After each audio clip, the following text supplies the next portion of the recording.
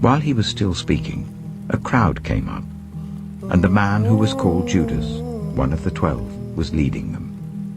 He approached Jesus to kiss him, but Jesus asked him, "Judas, are you betraying the Son of Man with a kiss?" When Jesus' followers saw what was going to happen, they said, "Lord, should we strike with our swords?" And one of them struck the servant of the high priest, cutting off his right ear.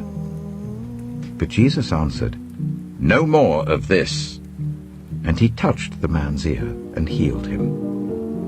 Then Jesus said to the chief priests, the officers of the temple guard, and the elders who had come for him, "Am I leading a rebellion, that you have come with swords and clubs? Every day I was with you in the temple courts, and you did not lay a hand on me.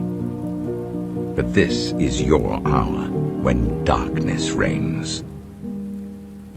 Then, seizing him, they led him away and took him into the house of the high priest. Peter followed at a distance. And when some there had kindled a fire in the middle of the courtyard, and had sat down together, Peter sat down with them. A servant girl saw him seated there in the firelight. She looked closely at him and said, "This man was with him." But he denied it. "Woman, I don't know him," he said.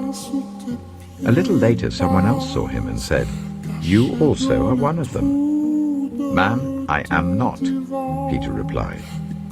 About an hour later another asserted, "Certainly this fellow was with him, for he is a Galilean." Peter replied, "Man, I don't know what you're talking about."